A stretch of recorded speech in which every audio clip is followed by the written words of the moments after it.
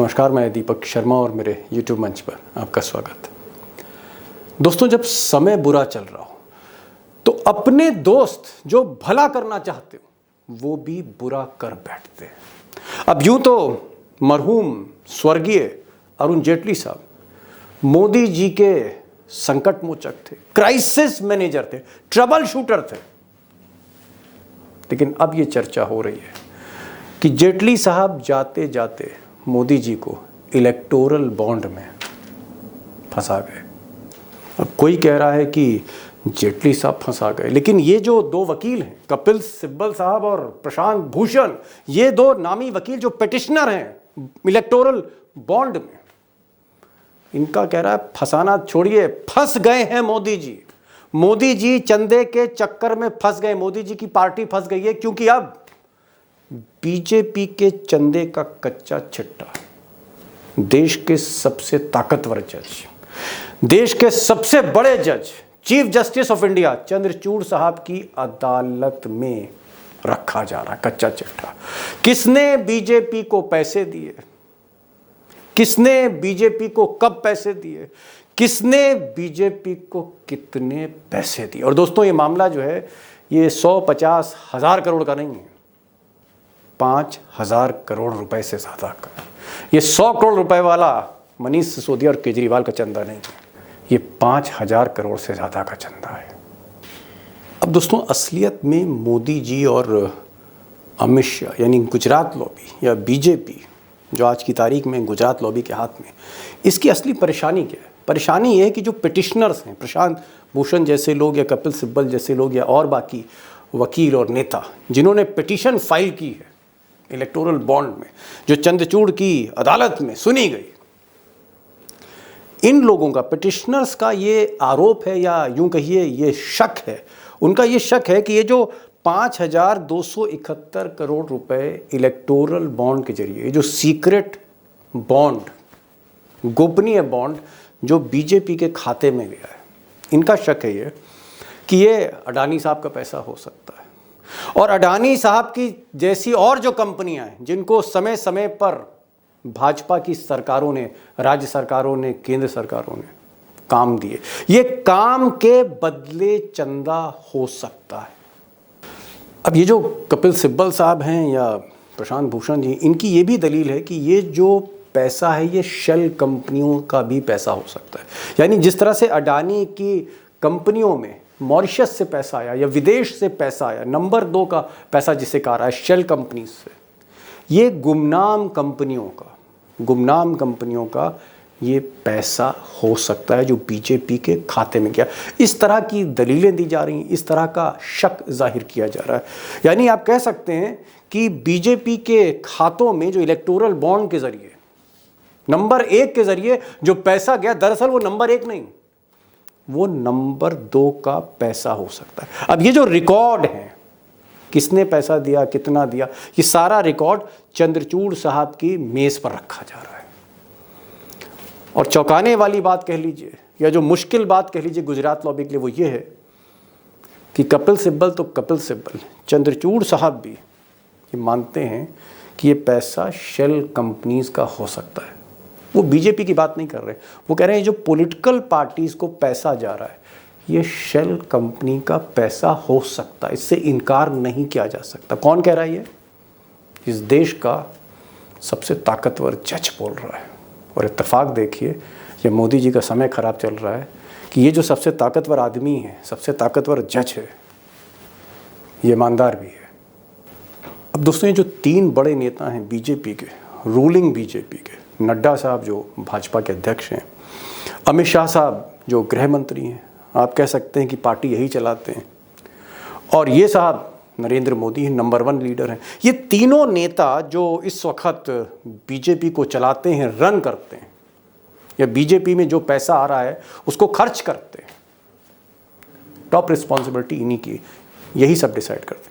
ये दरअसल चंद्रचूड़ साहब के इस फैसले से कि इलेक्शन कमीशन उनके पास लाकर सारा खाते रख दे हर पार्टी के, और ये बताए कि पैसा किसका है, कहाँ से आया, कितना आया, कब आया, ये जो रिकॉर्ड तलब किया गया है, इनको अच्छा नहीं लग रहा। और उसकी एक वजह, एक बड़ी वजह, बहुत बड़ी वजह, इतनी बड़ी वजह कि अगर कोई जांच एजेंसी सच्चाई से तहकीकात करे तो तीनों के लिए बहुत बड़ी मुसीबत है। अब दोस्तों, बीजेपी का जो नेतृत्व है, ये जो 3 बड़े नेता मैंने दिखाई, इनको परेशानी क्यों है कि चंद्रचूड़ साहब ये जो चंदा है, इलेक्टोरल बॉन्ड है, इसकी छानबीन कर रहे हैं? दरअसल वजह ये है कि मान लीजिए, सपोज करिए कि कल को ये बात सामने आती है कि बीजेपी को ये जो 5,000 करोड़ रुपए से ज़्यादा का चंदा मिला, ये अडानी जैसी कंपनियों ने दिया था, ये उन उद्योगपतियों ने दिया था, ये उन ठेकेदारों ने दिया था जिसको मोदी सरकार ने प्रोजेक्ट्स दिए, जिसको मोदी सरकार ने बड़े बड़े कॉन्ट्रैक्ट्स दिए, जिसको मोदी सरकार ने ऐसे ठेके दिए जिसमें भरपूर मुनाफा कमाया। तो फिर क्या कहा जाएगा? निष्कर्ष क्या निकलेगा? वही निष्कर्ष निकलेगा जो ईडी ने आम आदमी पार्टी के मामले में निकाला कि अगर आप शराब के ठेकेदारों को मुनाफा दे रहे थे और उन्हें प्रॉफिट हो रहा था तो पैसा आपने भी लिया है, करप्शन आपने किया है। और इसी करप्शन के केस में मनीष सिसोदिया जेल गए, इसी करप्शन के केस में संजय सिंह जेल गए, और इसी करप्शन के केस में ये साहब भी जाने वाले हैं।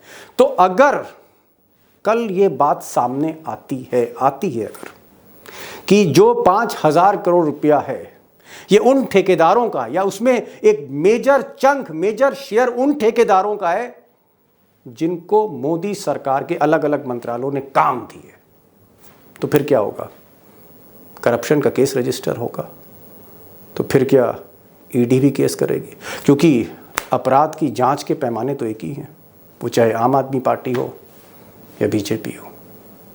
अब दोस्तों, ये जो इलेक्टोरल बॉन्ड का, यानी बॉन्ड के ज़रिए चंदा देने का पॉलिटिकल पार्टी को, ये आइडिया अरुण जेटली साहब का था या ये आइडिया मोदी जी का था? जिसका भी आइडिया था, मोदी जी, जैसा कि हमें संकेत मिल रहे हैं कपिल सिब्बल से या बाकी वकीलों से या पिटिशनर से, मोदी जी कहीं ना कहीं फंसते चले जा रहे हैं। लेकिन जो बड़ा सवाल है वो ये है कि क्या अगर इस तरह के साक्ष्य और संकेत मिलते हैं कि बीजेपी को उन लोगों से पैसा मिला जिनको बीजेपी ने काम दिया था, ठेके दिए थे, तो क्या इसमें आगे कार्रवाई की गुंजाइश है?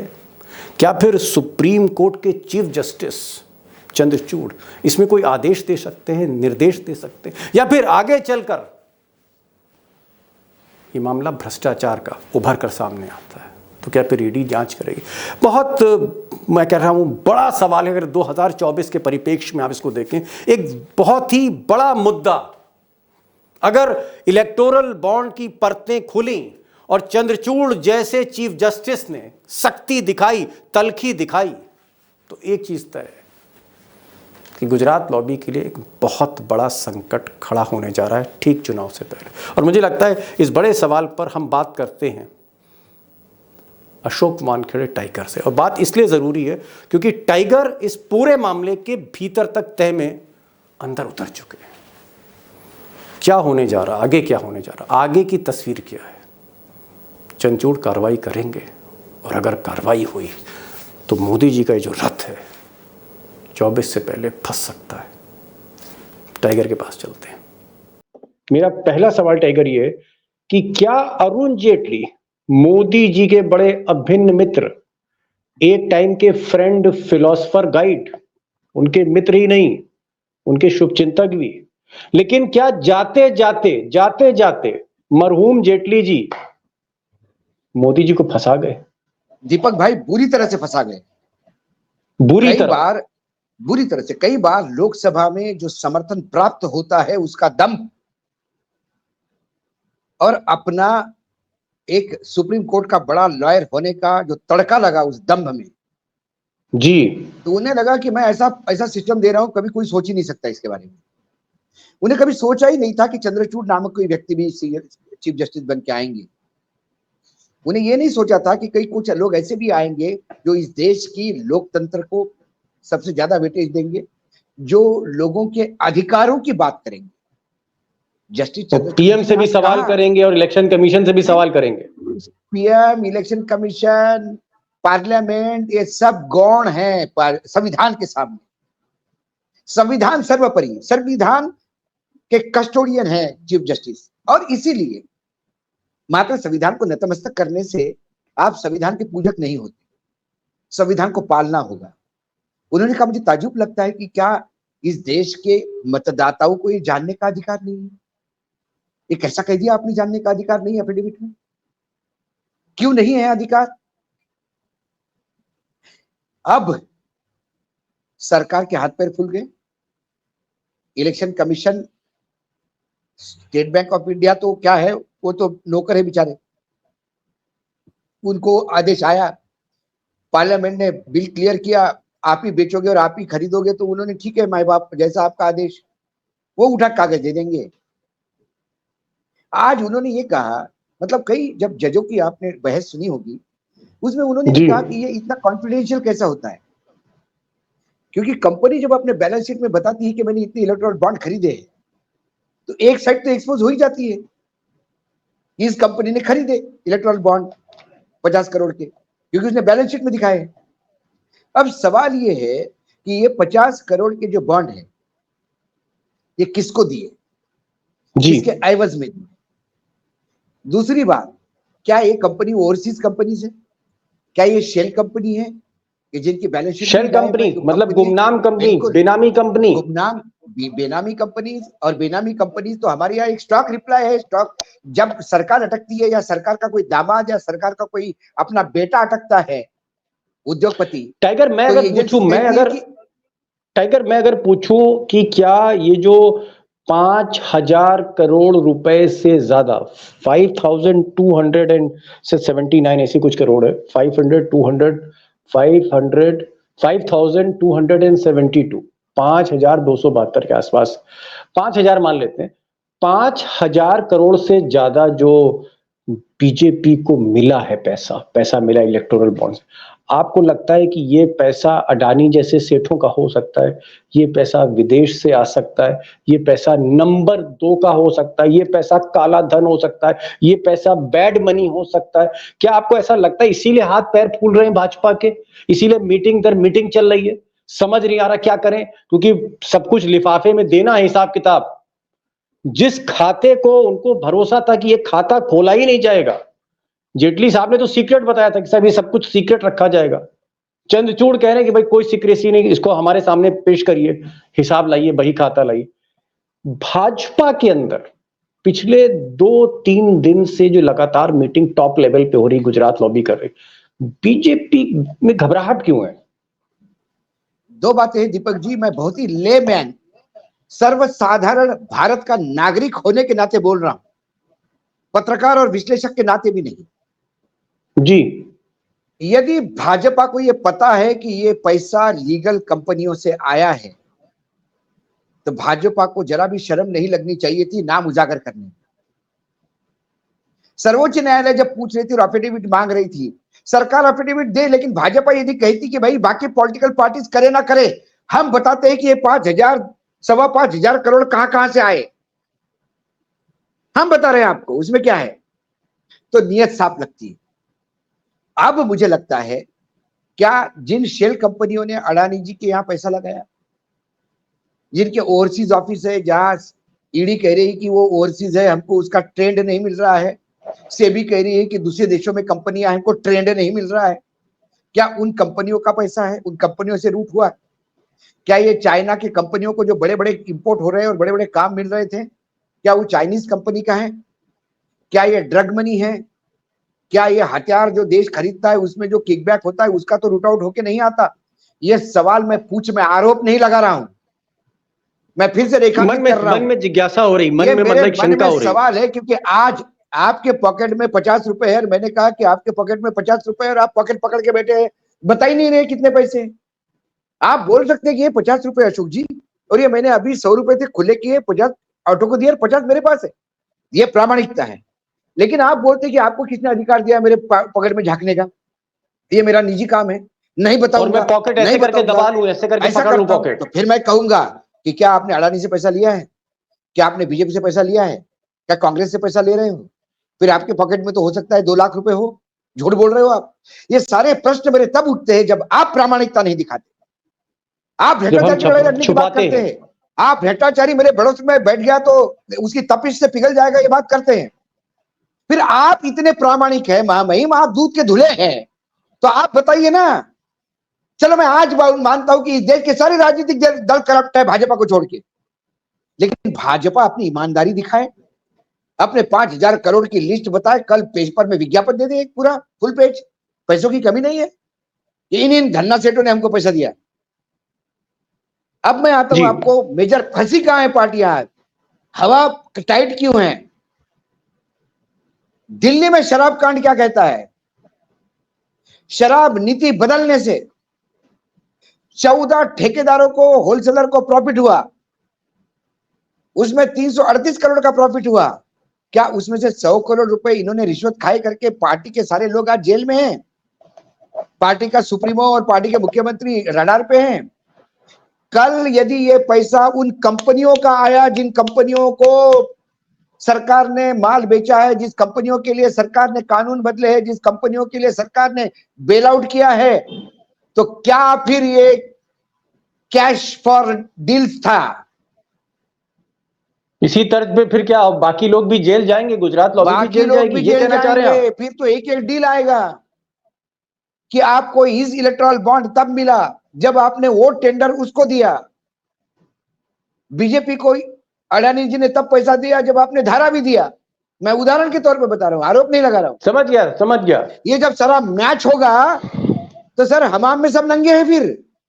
फिर भ्रष्टाचार की, नियत की, साफ गुजरे की ये बातें करने का मतलब टाइगर मैं समझ गया, किसी को नहीं कह रहे हैं आप, मैं समझ गया, आप ये कह रहे हैं टाइगर कि अगर एक बात तो तय है कि 338 करोड़ रुपए का मुनाफा दिल्ली के 14 होलसेलर्स को हुआ था शराब का जो धंधा कर रहे थे, ये बात फैक्ट है।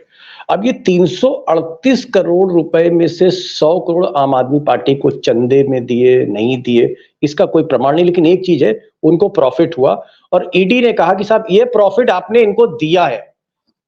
और जो आरोप है आम आदमी पार्टी पे ये है कि भले ही आपसे पैसा रिकवर नहीं हुआ हो, लेकिन आपकी जो इंटेंट है ना, वो इंटेंट करप्शन की है कि आपने पैसे के एवज में फायदा दिया। आप ये कहना चाह रहे हैं, आप ये कहना चाह रहे हैं कि यही नियम फिर अडानी के साथ लागू होगा, आप ये शायद कहना चाह रहे हैं।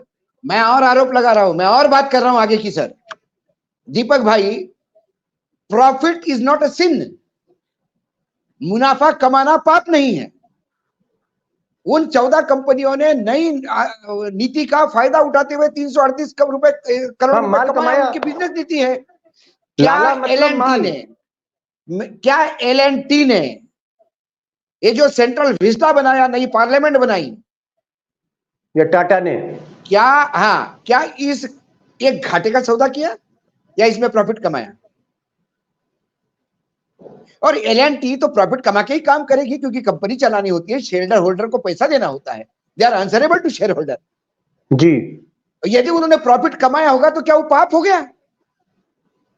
और उसके एवज में यदि एल&टी ने 1,000 रुपए का भी, एक करोड़ का भी इलेक्ट्रल बॉन्ड दिया, तो क्या मैं ये कहूं कि आपने सेंट्रल विस्टा का ठेके में से पैसे में से दिया तो ये रिश्वत है? हर राजनीतिक दल नंगा हो जाएगा।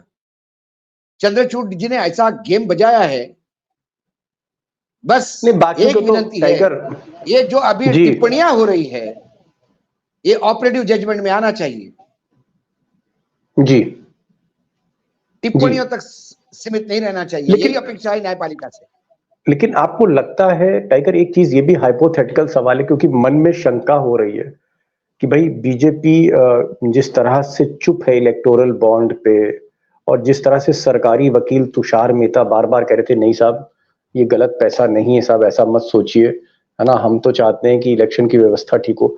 अगर टाइगर ये पैसा नंबर 2 का, जैसा कि हम लोगों को शक हो रहा है, या चंद्रचूड़ साहब को शक हो रहा है, या कपिल सिब्बल या प्रशांत भूषण जैसे वकील जो मामले को जिन्होंने रखा है, PIL फाइल करी है, अगर इन वकीलों को शक है, जज साहब को शक है, हमें शक है, जनता को शक है कि ये पैसा नंबर 2 का हो सकता है, तो अगर नंबर 2 का पैसा सत्ता पक्ष के खाते में निकला, तो आपको लगता है 2024 चुनाव से पहले बहुत बड़ा मुद्दा बन जाएगा? ये बहुत बड़ा मुद्दा बन जाएगा, और ये सभी राजनीतिक दलों के साथ होगा।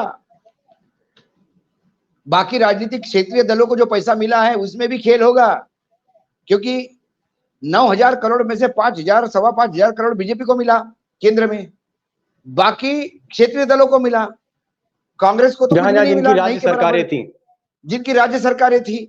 तो क्या ये डील्स फॉर कैश था? सवाल ये उठता है शुद्ध रूप से। जी जी एक बात और है, मैं ये जो इसका प्रोसेस है, ये प्रोसेस ऐसा है कि केंद्र सरकार को पता है किसने पैसा किसको दिया, क्योंकि ये एसबीआई को पता है, और SBI is working under the government of India. कोई संवैधानिक वो ऐसा इंडिपेंडेंट बॉडी नहीं है। बिल्कुल बिल्कुल। तो कल फाइनेंस मिनिस्टर ने एसबीआई से लिस्ट मंगाई तो they are bound to give. तो केंद्र सरकार को मालूम होगा किसने किसको पैसा दिया, ईडी को अधिकार है वो ढूंढने का, सेबी को मालूम है, सॉरी अपने एसबीआई को मालूम है, आम आदमी को नहीं मालूम। जो आम आदमी के प्रति ये सरकार अकाउंटेबल है जी। जैसा मैंने कहा, companies are accountable to the share holders, the government is accountable, the political parties are accountable to the people at large, and it is their moral duty to share everything in transparency. They cannot expect the transparency from the voters and from the people of India. If you are not transparent. Tiger, एक अंतिम सवाल जो है और बड़ा important सवाल है, जो दर्शक भी जानना चाह रहे हैं, हमारे दोस्त भी जानना चाह रहे हैं। पहले जो इलेक्शंस होते थे 5,000 6,000 करोड़ में निपट जाते थे। अब एडीआर की रिपोर्ट ये कहती है और कई और एनजीओ की रिपोर्ट कहती है कि जो 2014 का इलेक्शन था और उसके बाद जो 2019 का इलेक्शन था, और खासकर 2019 का इलेक्शन जो पिछला इलेक्शन है, वो दुनिया का सबसे महंगा इलेक्शन था। 50,000 करोड़ रुपए से भी ज्यादा खर्च हुए, जबकि इलेक्शन कमीशन की गाइडलाइंस है कि एक कंस्टिट्यूएंसी में एक एमपी या उम्मीदवार 1 करोड़ रुपए से ज्यादा खर्च नहीं कर सकता है। यानी हर पार्टी 500 करोड़ रुपए में निपटा सकती है, और अगर 100-150 करोड़ रैली वैली रख लीजिए तो 600-700 करोड़ कुल मिला के एक कॉस्ट जो है वो 3-4 हजार करोड़ की आती है।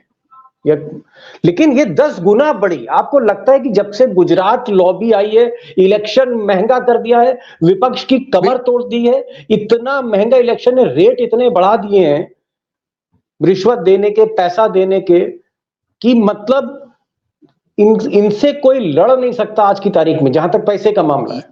यकीनन नरेंद्र मोदी ने ये चुनाव गुजरात में भी महंगे करवा दिए थे। याद करिए वो 3D एनिमेशन, मोदी जी एक जगह पे रह के 10-10 सभाओं को वर्चुअल वो इमेज बनता था, सैटेलाइट से उतरता था इमेज जी। तो पहली बार इस देश में किसी राजनीतिक दल ने अपनी वो भी वैन लगा के अपना इलेक्शन रैली का कवरेज करना शुरू किया। हम जब रिपोर्टिंग करते थे तो किसी बहुत ज्यादा बड़ी रैली हो तो 4 कैमरे पहुंचा देता था चैनल, एक वो भी वैन होती थी और 4 कैमरे। नरेंद्र मोदी जी की सभा जो है वो 22 कैमरे, क्रिकेट मैच जैसी कवर होती है वैसी कवर करते हैं, उसी कंपनी को ठेका है, और चैनल को सीधा फीड मिलता है, एएनआई को फीड मिलता है, एएनआई से चैनल को फीड मिलता है। ये खर्चा कहां से आता है? होता है। और ये स्टिंग ऑपरेशन में पकड़े गए जो बोलते हैं कि एक रैली को करोड़ रुपए लगते हैं। चुनाव अब गरीब आदमी का चुनाव नहीं रहा है, एक गरीब मतदाताओं का देश है, जहां सारे नेता अब्जोपति और करोड़पति हैं। अब दोस्तों, जहां तक टाइगर की बात है तो बीजेपी एक गहरे संकट में घिरती जा रही है। लेकिन सिर्फ बीजेपी ही नहीं, जो रीजनल पार्टीज हैं, जैसे जगन मोहन रेड्डी की पार्टी है, या फिर स्टालिन कह लीजिए, या फिर केसीआर कह लीजिए, चंदा इन्हें भी काफ़ी मिला है। राज्य सरकारों को जो सत्ता में चंदा कांग्रेस के पास भी है, लेकिन हाँ बीजेपी की तुलना में बहुत कम है। एक राष्ट्रीय पार्टी की तुलना में कांग्रेस के पास चंदा कम है, कहाँ 5,000 करोड़ से ज़्यादा और कहाँ 1,000 करोड़ से कम। लेकिन बिग क्वेश्चन कि अगर इस पे कार्रवाई होती है तो फिर ये 2024 का जो चुनाव है ये किस दिशा की तरफ बढ़ेगा। और मुझे लगता है कि ये खाते जब पहुँचेंगे चंद्रचूड़ साहब के पास आने वाले कुछ दिनों में, तो वो जो इस पर फैसला लेते हैं वो बहुत इंपॉर्टेंट होने जा रहा है। और मेरी कोशिश रहेगी कि आपको इस पर मैं अपडेट करता रहूं। इंपॉर्टेंट डेवलपमेंट है ये, मैं कोशिश करूंगा आपके सामने सारे तथ्य रखूं और इसको आगे फॉलो करता रहूंगा। एक गुजारिश है आखिर में कि अगर आपने इस चैनल को सब्सक्राइब नहीं किया तो प्लीज़ आप इस चैनल को सब्सक्राइब करिए, दोस्तों से कहिए वो भी सब्सक्राइब करें और इसको लाइक भी करिए और कमेंट्स दीजिए जो आप सोचते हैं मेरे बारे में, शोज़ के बारे में, या जो भी आइडियाज़ हैं उनको आप प्लीज़ ज़रूर शेयर करें, प्रतिक्रिया दें। और फिर मिलते हैं एक अगले वीडियो के साथ, नई वीडियो के साथ। तब तक के लिए नमस्कार।